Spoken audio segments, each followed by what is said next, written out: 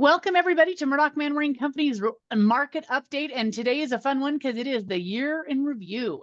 We have the whole year under our belt. And so we get to see kind of what happened for the entire year of 2023. Of course, we're also going to cover December, but we get to see kind of a really fun look back at everything that happened this past year.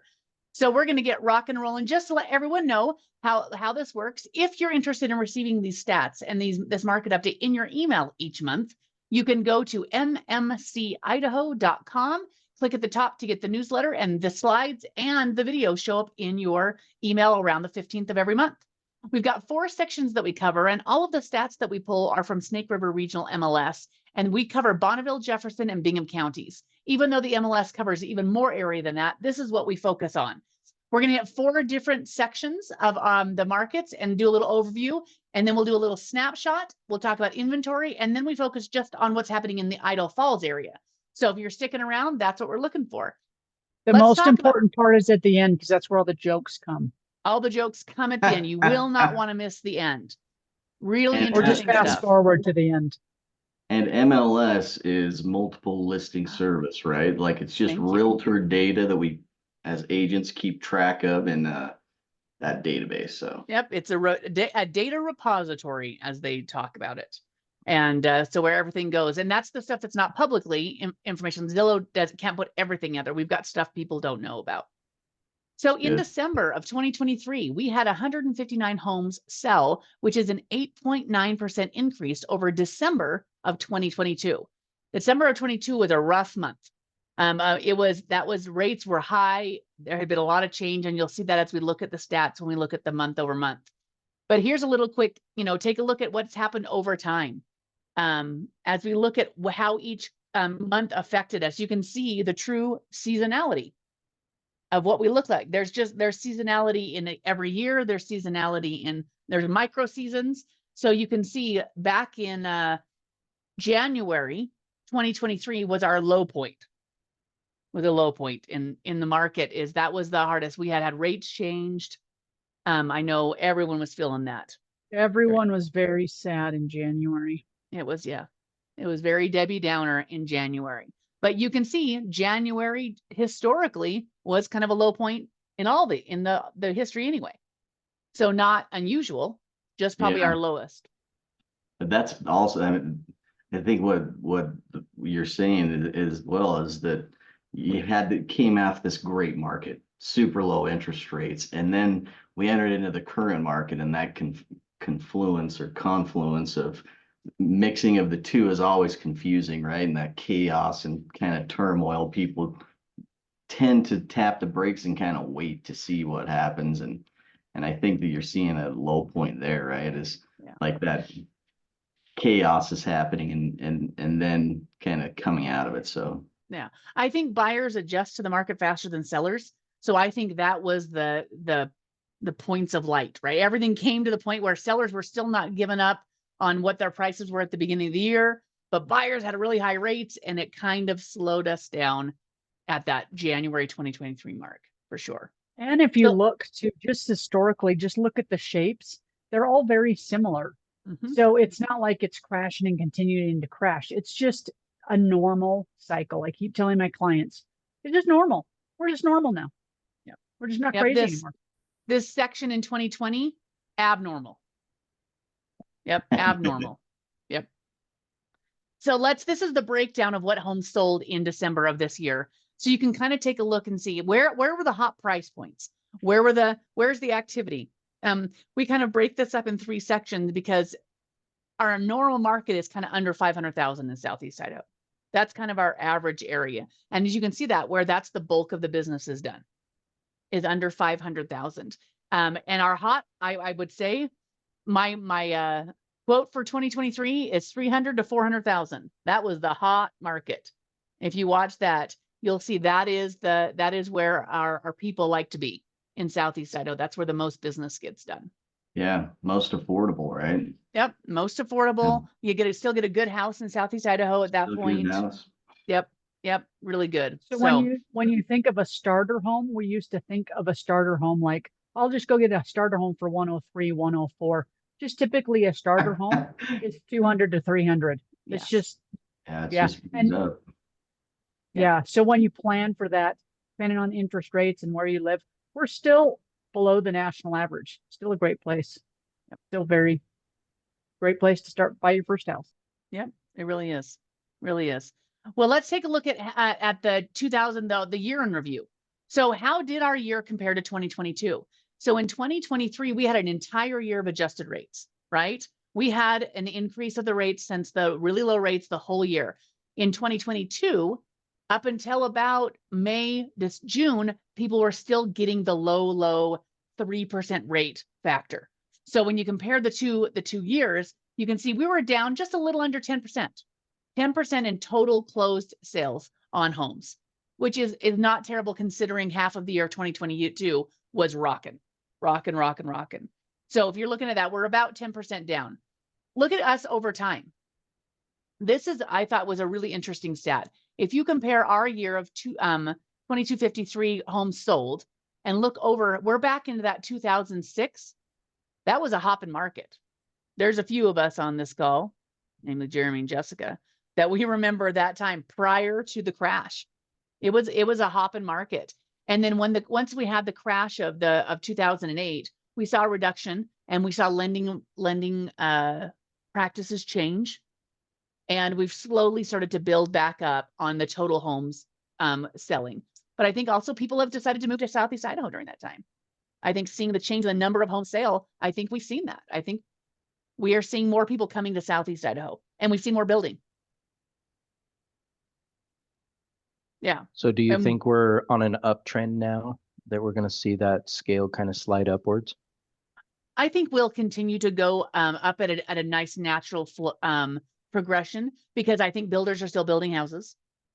I think people are still moving into the area. I think this is my personal opinion. I think Idaho Falls and Ammon have done a really good job on trying to get up to date on technology and internet. I think companies are coming here, which bring jobs. The INL is still strong. And so I think that we'll see more houses being sold as a result of more people in the area. That's what I think. So let's keep going on. What does it look like? How did it break down over the entire year of 2023? So if you take a look at the whole year back, again, you're following that same pattern. Everything under $500,000, that's our sweet spot. And that 300 to 400, low days on market, the most amount of business is done right inside there. I think it's interesting that the average price between under 500,000 is 303. It's right in that middle ground. Not much going on under 100,000. Not much out there. But we did have 480 going from $500,000 to $1 million. So you see that 500 to 6 is still a pretty decent sized market. As you're looking at those prices, I might start moving that for the next year, moving 600 down into the lower market. We'll see. But we did have a couple high end. Look at that. We had 28 homes over $1 million sell, even with our rates adjusted. So we'll still continually see. What I think is super interesting is that the days on market above $1 million actually were lower than the days on market from a $500,000 to $1 million. I think looking at all of those numbers, that this is one reason that people come to Idaho Falls, is because you can get a mix of houses. If you want to live in a luxury house, you can have them in Idaho Falls. If you want to live in a starter home, we have just such a nice diversity. It's not somewhere like Driggs where everything's over $800,000, but we're just over the hill from Driggs. It's not somewhere like Boise where everything is over 600,000. I think that's one reason that draws people, is there's just a nice mixture. It's a very diverse housing market. We don't have a tiny little housing market. You can get whatever you want in Idaho Falls. Yep. Well, the area, Bonneville, Bingham, Jefferson County. Yeah. Just say Idaho Falls. Jeremy, are you picking up the ball from here? Yeah, it looks like you took away my controls. Oh, let me give Did you those. Talk away while I give take those back to away you. from me? There we go. So the month of December in 2023 compared to 2022, nearly the same. So Jessica was talking about, the rates in 2022. We had pretty good rates in the beginning and then they changed. And so Any ground we may have lost, it feels like that month we picked up on it, but in the year, we did see a decrease on average from the full year of 2022 to 2023. So hopefully we're trending up there and kind of getting back to those. We haven't seen a huge drop, however, in major price losses. So that the month- prediction of the Jeremy. bottom's going to drop out. I don't think that we Yeah. see that here. yeah, No, because Jeremy, one of my biggest predictors, one of my things that I talk about my buyers the most is price per square foot. Because when you think of the average house, how many people buy the average house? Some people want small, some people want big. So if we look at the average square foot, I say, hey, this is the kind of the range that you're going to shop in no matter what you're buying. This is kind of what it looks like. That's one of my big indicators is, hey, this is what we kind of should expect to pay. No one probably has the average price, but that's kind of, so even if we're building bigger houses or smaller houses, this is still the average price. I really like that stat. yeah. It's a good point. It's hard one to go to the bank with and cash a check on, but it gives you a good, solid pulse of what's happening. The average price in December of 23 compared to 22, we did see a bit of a decrease. Overall for the year, the price we saw a 4.5% decrease. I think that's not a decrease in the value of your house, more it's a decrease in the average price. We saw more of the lower to middle priced homes sell before some of the over to pull it up, 6, 7, 800,000 decreased. And so the average is just changed with it. Here are the ranges that did sell in 2023. You can see the 480 were in that mid range, 500 to $1 million, but 1,700. Compared to 2022, there was 1,837 and 611 over 500,000. So more transactions, but you can kind of see the different price points. Over $1 million, 37 total closed in 22, and in 23 we saw 28. So Jeremy, I think that slide is where you talk about, not reflecting that your own home has decreased 5% value.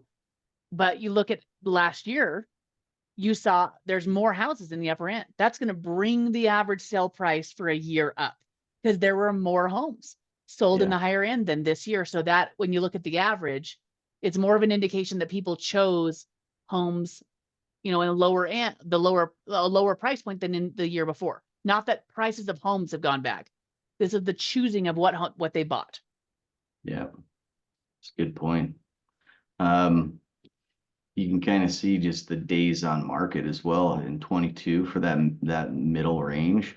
42 days was the average, and we're seeing 72 on that one, and a little bit of an increase on the 500,000 or 500 and below. Anybody else have anything insights on that one before we move? So when you say, Jeremy, that the value of your house is probably not decreased, that's where your realtor, that's where our agents on our team help you interpret that information, because you look at that and you're like, oh my gosh, values have decreased. Well, not specifically for your house. What you need to find, that's what people are buying. That's what's moving. That's what's going on in the market. So, give us a call and say, hey, we're going to give you a specific value for specific of your house.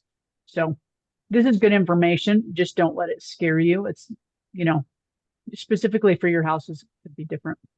And I think the Probably higher end will was be affected more than the middle and lower range. Yep. Yeah, and a couple of caveats in there, because if your home in 2020 was, a little beaten up, you probably could squeak that into the market and sell it, where right now you've got to have clean lines and clean house because you're scrutinized a lot more. So Yep. a few things like that we'd love to share with you. In the month of December, the average list sell price, original list sell price percentage was better than 2022.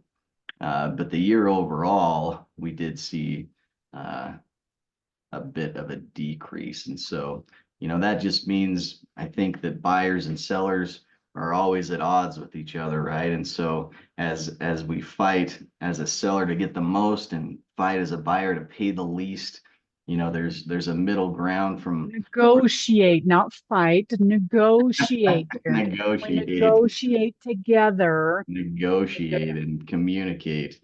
And that's really it, is how high a seller list or is not necessarily what the market will bear. And I think it's reflected in these percentages, because I can list at any price I want, but the market won't pay any price because of the buyers. That's probably a better way to explain it, right, Nicole? And the December is a good indicator of that. Remember what I said, sellers were still not feeling like they weren't ready to go to where the buyers were.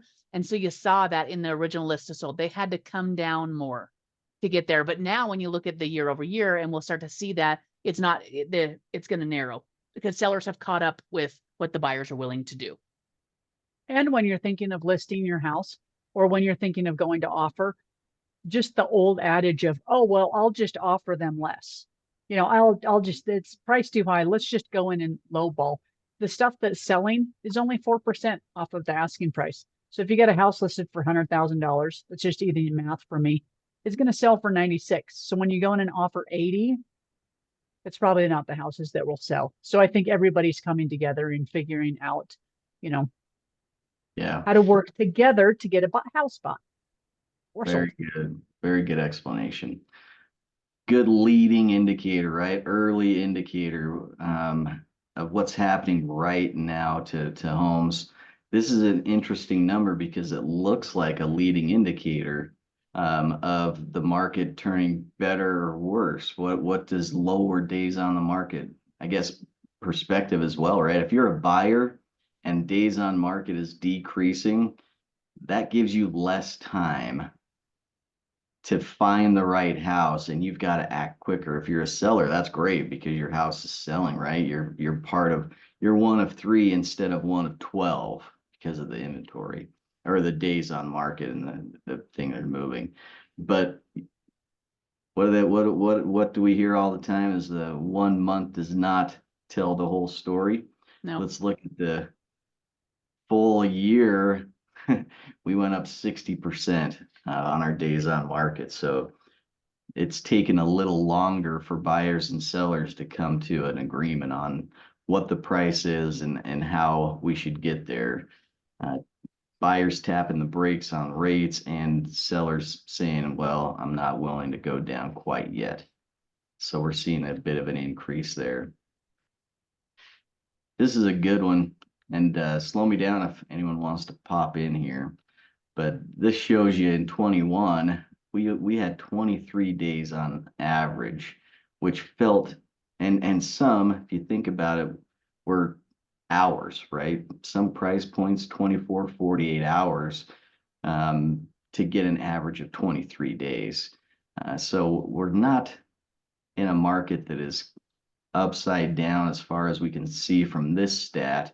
2012, it looks like it was our high 127 days. So that kind of gives you an idea of, if we did hit 127 days, there's a lot of inventory and buyers are out there window shopping and taking their time and negotiating good deals because it's just taking longer to sell.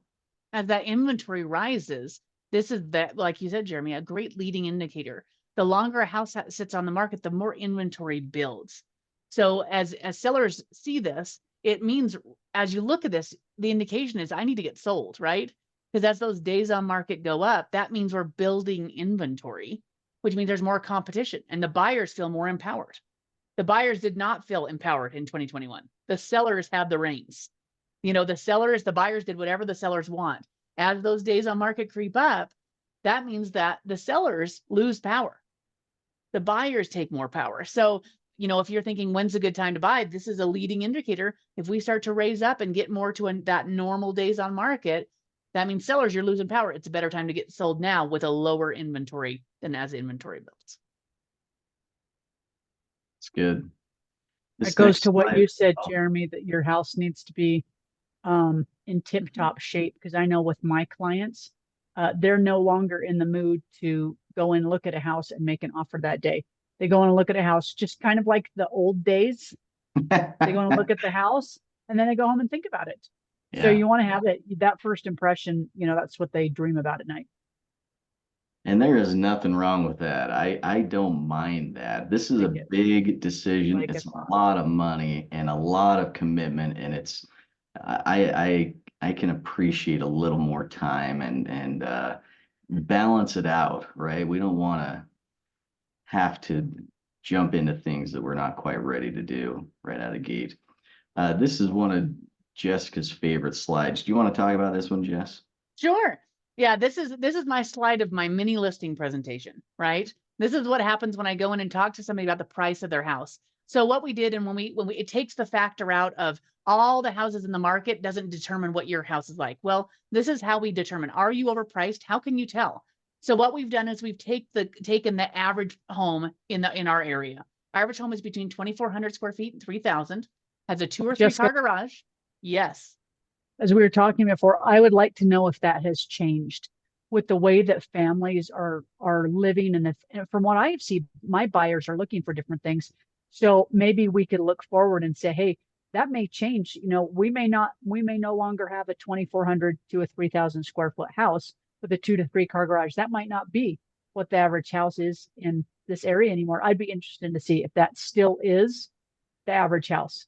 So Nicole, I'm really glad you brought that up, because people wonder, why did I pick this?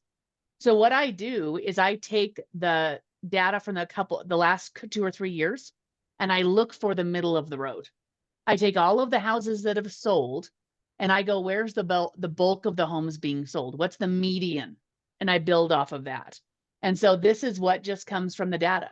What's the average, when you take all the homes that have sold in the past 3 years, and then we look at our stats, what's the average square footage? What's the average garage? What's the average lot? And that's where I came up with this. So that's a really good way to point it out. Is this still our average as of now? Yes. See that change, right? Yeah. When I do this again for next year, for 2024, we'll do that again. We'll go back our 3 years and we'll take the average of what's being sold. And what's the average age of a house would be interesting to me. Oh, have we now all of a sudden have a ton of new builds, and the average age or the median age? Because I know in Idaho Falls, we have a lot of old, beautiful old houses in the number street, all the 1910, 1920 houses. Are those moving, or are people staying there? And is the average house right now less than 5 years old? Those are just things that I kick around in my head that. Yeah. Well, I think that also comes back to Rockwell's our big builder, and this has been their niche for a long time. So we have a lot of inventory in this idea too. Now I add finished basements because generally most houses that sell have the finished basements. The new stuff has a lot of unfinished basement. So that may adjust as we move. Are people finishing basements and then selling, or leaving them unfinished? So interesting. So as we take a look at this house, and look at this type of a house, what we do is we pull up the comparables. What are the houses that meet this criteria that have sold in the past month? So I use 1 month as a way to look at this. When you do your CMA, you're looking probably the last 3 months. So on the sold homes, there were 12 that sold in December. What's a CMA? Oh, thank you, Jeremy. A comparative market analysis. So when we're going to go do, and we're going to list a house, and the buyer or the seller is going to decide what price they start at, the CMA, the comparative market analysis, is the information we base that to help them make that decision. How do we analyze their property? And then the seller can make the decision where they start their price. Yeah. This is a question I get from my clients. They talk about appraisals, and they're not really sure what an appraisal is, because I say, actually, an appraisal is for the lender. So what would you say is the difference between this and an appraisal? Sure.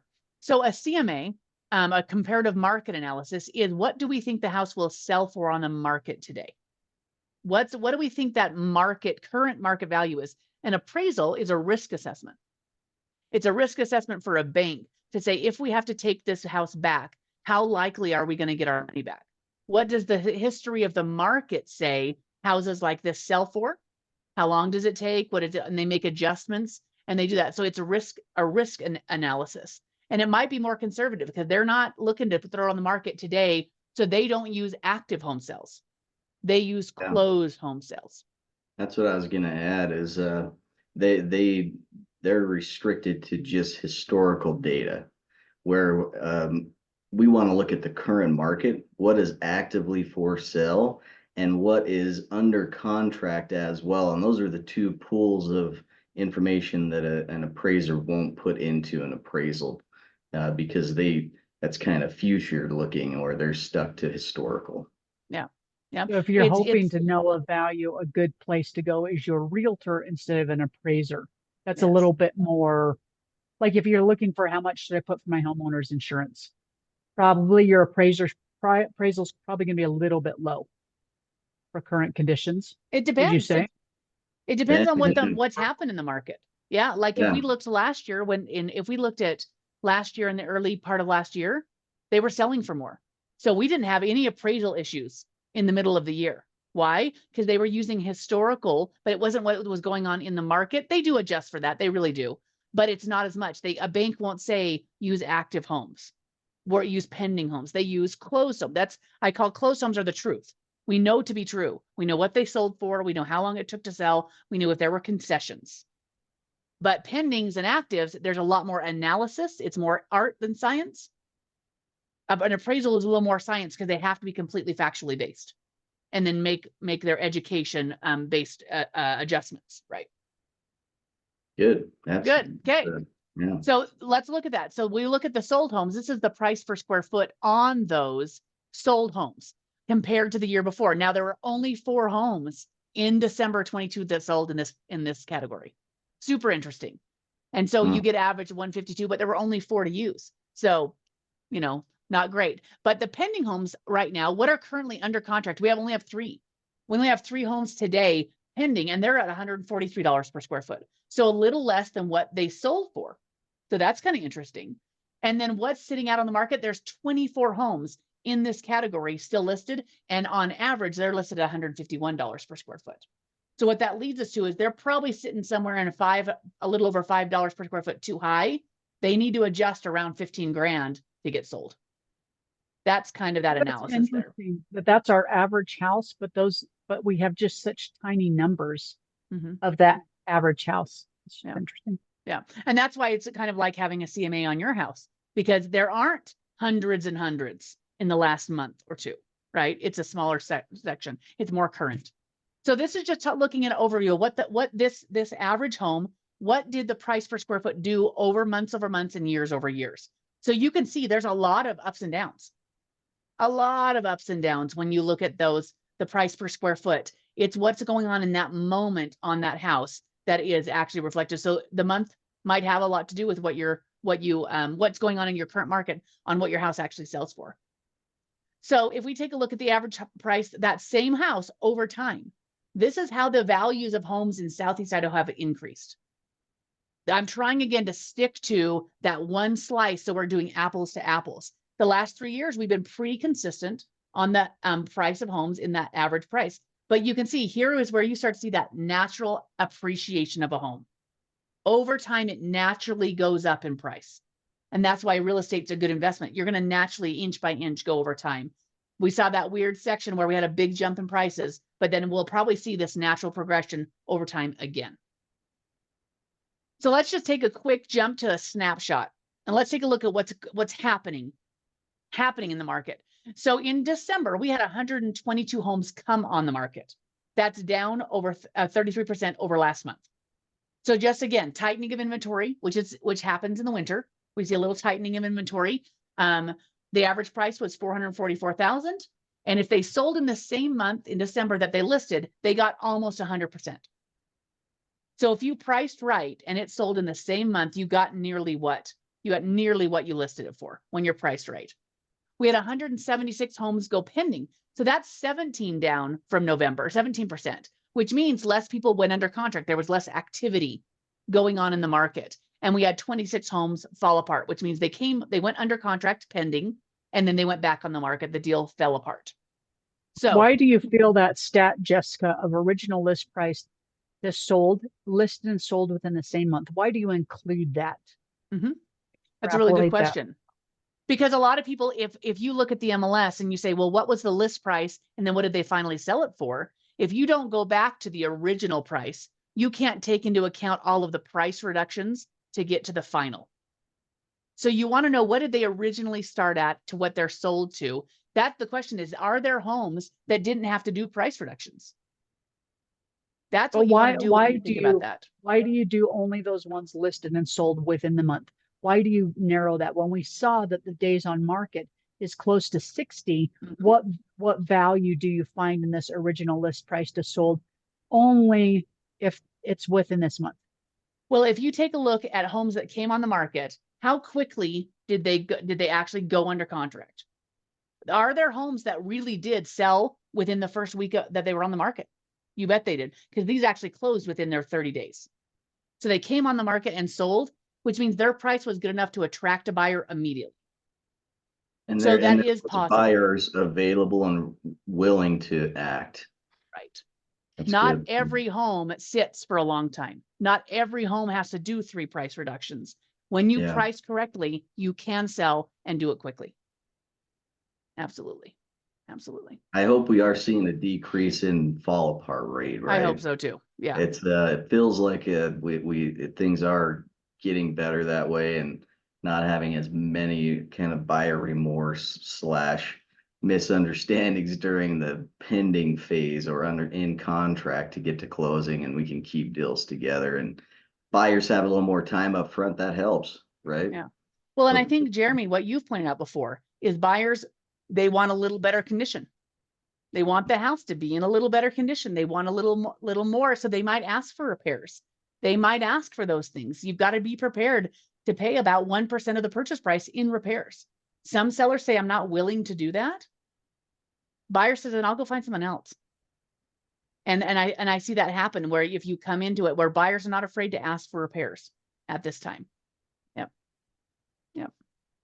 So here's just a snapshot again of the whole year. So we had 2,990 homes come on the market. That's actually down 15% over the whole year of 2022. So we had 15% less even come on the market in 2023 than 2022. The average list price of those homes, $450, so right kind of in that middle range. We had 2,394 homes go pending. That was 4% down. So the month we were down more than 4%, but overall of the year, we only went down about 4% in homes going under contract when they're on the market. We had a 441 fall apart, which is about an 18% fallout rate. Not amazing. We'd like to see that less. We'd like to see that hang in the 10 to 12% range, but there you go. Here's what it looks like over time. What does it look like month by month and year over year on houses coming on the market? So are we unusual? We had 122 come on the market in December. On average, over the past 5 years, it's 138. So if we took 2021 out of there, we'd be pretty right down the middle. Not too bad. We're looking pretty good. You can see over time where the high points are, of course, in the summer. People that don't want to move in the winter, they come on the market in the summer. So that's a kind of an interesting slide. Jeremy, why don't you talk to us about the inventory? Yeah, because currently on the market, that this is a piece that, if you're thinking about buying or you're thinking about selling, you better know what is currently out there. So I've always heard that buyers are the best appraisers, because they're out there looking at it like, we're going to live in this house, so I'm going to scrutinize everything and I want to see it all or whatever. So that get a real good feel for what's on the market. We have 424 active listings right now. Average days on the market's 95, with the combined days on market of 114. Tell us once again the difference between those two things. So an average days on markets, how long has it been on actively on the market? Combined means it's come off and on if it's gone pending. How many total days has that been? So actively marketed on the market 95, total time on the market 114. Nice. Original list to current price, we're sitting at 97%. So we saw original list to sold percentage earlier around 96, right? So we're already seeing, original list to current price at 97, which means maybe we still have a ways to drop our price to get to a point where buyers will pull the trigger. But 187 is the average price per foot for these 424 houses, and 164 is the sold. So months of inventory, if nothing else were to be come on the market available, everything we have today would be gone in 2.5 months. That's the absorption rate. Means we're in a solid seller's market. Yeah, under 5 or 6 is tilted towards the seller. Yep. Here's a price points of our current inventory. We can see that almost half of our inventory is 500 to $1 million, but that only accounts for a third or a quarter of sold, right? And so we have quite a bit of inventory over 500,000 compared to what is actually selling. So we're seeing days on market creep up over here on that higher price point, and still staying pretty solid under 500,000 with the 75 days on market so far. And things still are moving. I think we're coming out of the winter is obviously something that just the uptick in the last couple of the last week or so has been different than the 2-3 weeks before that during the holidays as well. So Once we get past the holidays, we always see a little more activity happening. it's for sure. Yeah. All right. So homes sold. Tell me what this slide is. So this is just kind of to bring that home sold back into compare to the actives, so that let's put them side by side. When we looked at the average price per square foot, right, for the whole market, it's a little higher. Well, we've got more sitting at the higher end. Here's what's actually sold. Like you said, we may have a lot more on that higher end, but it's not selling like this is. So when you go in and take a look side by side, what does that look like? And what are the absorption rates? Is it a buyer's market or a seller's market in the price ranges they're in? There we go. Yeah, that makes a ton of sense, because you look in over $1 million, that's a buyer's market. There's plenty of houses to look at, and things are sitting around, and you can get in there and maybe negotiate, like Nicole's saying, a little bigger discount on some of those if we have motivated sellers. If you don't, there's tend to that upper range tends to not be as motivated, because they may not have to move for a job or for affordability purposes. So it's a little more typical to have more days on market and months of inventory. But if you're under $500,000, 2.2 months is not that much time. Well, and it's so interesting to see the above 7 be so much lower than that 5 to 7. Yeah, that is interesting. It's a buyer's market in the 500 to 700 range and over $1 million. It's a seller's market in the 700 to $1 million and under 500,000. That's crazy. Yeah, I don't know if I think it correlates exactly with what's available, because like you've got a couple empty spots in that 700 to $1 million. You got some low spots. From 900 to $1 million, you only have 2 houses. So I think those lack of numbers, those 3 from 700 to $1 million, you've only got 27 houses out of 131 out of 100, so I think that's what changes, is there's not the inventory. So people who want to shop there, who aren't in and I'm going to guess that this is 700 to $1 million is kind of like your family just before you downsize. That's like your last house. You go 700 to $1 million, and then you're going to downsize. So I feel like that is, that's where a lot of people, that's just where a lot of people are, and the inventory is not there. Good. So current pending listings, there's 165 with the average price before it went pending $435. Original price to current is 96%, which is right at that number, right? We're not seeing a big decrease or increase. And this is pending stuff. It's activity now in the market with an average 74 days. Let's get to the final and just look in the city of Idaho Falls just to see if there's any big differences. December, there's an increase of 7%, and I believe that's year over year. Is that December over December? Yeah. So just the December month from 22 and 23, there was more activity in the city. 62 days on market average with 95.5 homes. Currently on the market, 293, which is a decrease, and a 3.5 months of inventory there. I believe this is our last one. Why don't you go for it, Jess? Yeah, so this is just an overview of what happened in Idaho Falls in 2023. So we were down about the same as the whole market. The three counties were almost 10%, 9.5% down on total closed sales. Our average days on market in Idaho Falls was 55, and it looks like they had to adjust about 3.7% on the original price to the sold price.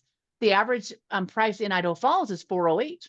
I think we see that a little bit lower because there's less land. When you get out into the counties, you're going to get a bigger lot. You might have a little higher price point if you're going to get an acre or 2 acres out there. Average price per square foot, $164. Here's that average square foot in the city of Idaho Falls. The average house was 2,596 square feet. And interesting, I was surprised at the half an acre. That in the city of Idaho Falls, half an acre was the average lot size for the whole year. We had 1,617 homes that went pending, which is down about 4.4% over 2022. And that's kind of where it goes. And that's the stats. Look at, That is it. Oh, go ahead, Nicole. I cut you nope, off. it was on the last one. It's fine. No need. No need. You've already passed it. It was too late. I already passed it. The spirit has flown. All right. Well, thanks everybody for Connie, joining us. let's ask Connie, what is 2024 going to be, Connie? Yes, Connie, predict it for us. Well, Prognosticator. I am going to predict that as the interest rates slowly start to go down, we have a lot of listings sitting there on the market right now that have been there for a while. I think that this is going to be a great time for the agents to have conversations with the sellers, and the sellers are going to be able to see the proof, and they're going to start lowering those prices. So I see our pendings going up actually in the next few months. And then I'm hoping that that will kind of stabilize and build the confidence of the buyers and the sellers so that we keep going up. That's what I'm going to predict. That is great. Connie sees all. She's a good one to go What's Take it to. to the bank. Take Connie's word What to will the bank. be our average price at the end of 2024? Jeremy That- likes this because I he bet throws we're back gonna at be Chad. between 4 and 450 probably. Okay, It'll be about the Jessica? same. I think our average price, I think as those interest rates go down, people are going to clean up some of that high inventory. We might get up to that 475. I think I'm going to go between 450 and 460. Jessica's a Mm, little crazy with the 475. Connie's just a bit conservative. I'm Well, gonna the be right in the reason middle. I said Mama bear. between 4 and 450 is because the interest rates are going to be going down.